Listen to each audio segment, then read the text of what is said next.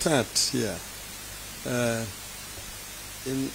Once upon a time, in my earlier incarnation, one of my early incarnations, I was in charge of petroleum, of energy in this country. So I've been listening to those who have talked here before. Asiri Wanjiku, not our usual constitution Wanjiku, talk, and she was talking a completely different language from the other, another language completely, when he was telling us about his experience in the village in Kirinyaga. And then now we hear the KPC talking another different language. Somebody is telling you that I'm so full up. I've eaten too much that I'm almost bursting with food. And somebody out there saying I'm starving. There's no food here. Is it the same world, the same country? But we all know the cause of what we are going through here. It's a global issue, as you know. Caused, you can say, artificially.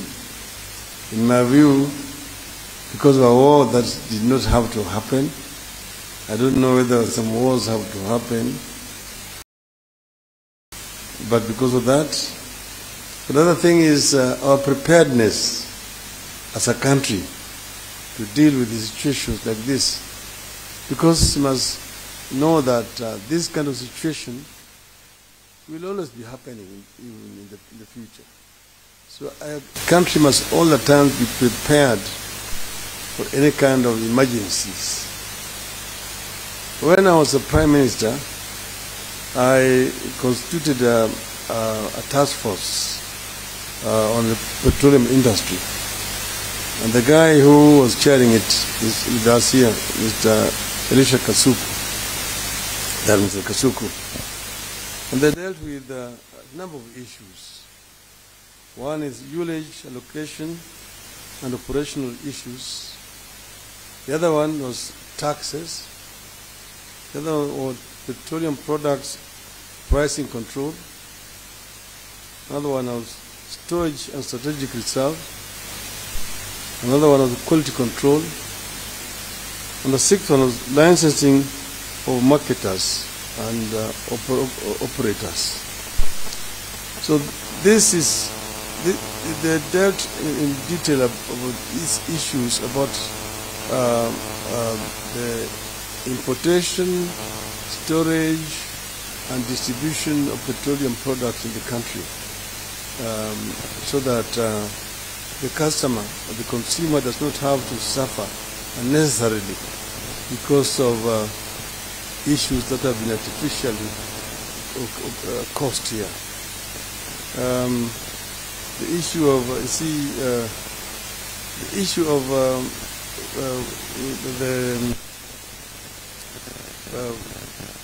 the wholesaler and the relationship between the wholesaler and the retailer.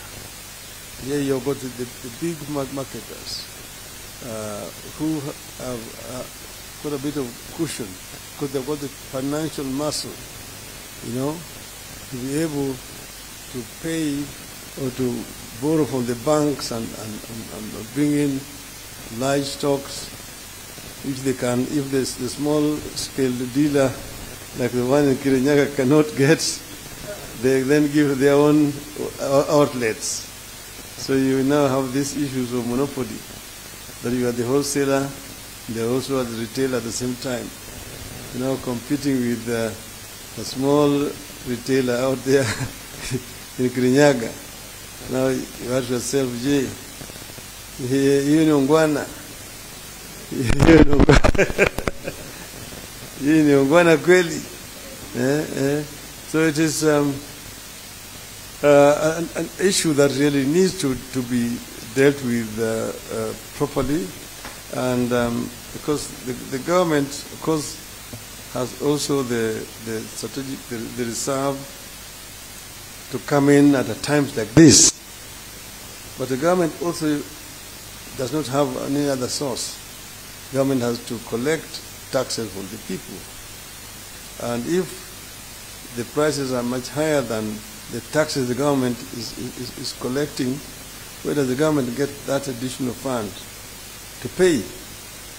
So this is an issue that requires a much more extensive national discussions, that we come up truly with a solution so that we deal with these issues, not like an emergency, that we are responding to an emergency, but we have a proper roadmap on how we deal with these issues even in the future. I think this would be my proposal, that we could cushion the consumer from the suffering which is going on right now at the moment.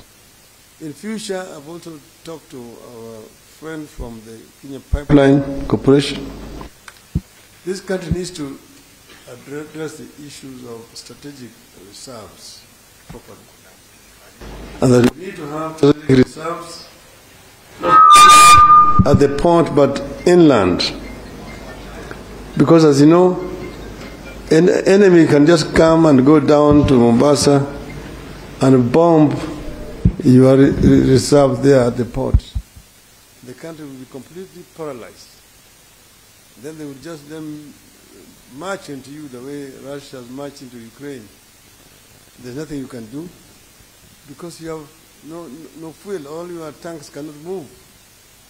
So we need to do this as a matter of urgency, to begin to put up strategic reserves across the country in places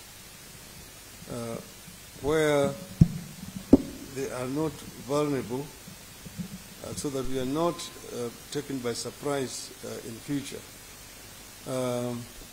I'm happy that at least the government has now responded temporarily, and that is going to help to ease the suffering of our people for now. But I think that all the stakeholders in this industry need to sit down and work out a more comprehensive program of how to deal with this kind of situation in the future, in terms of importation and distribution across board. And if this is done, in my view, we will not be able to face a situation like this in the near future. It's a situation that is avoidable. It can be done, and it can only be done with cooperation among all the stakeholders across this supply chain. Thank you very much. Thanks,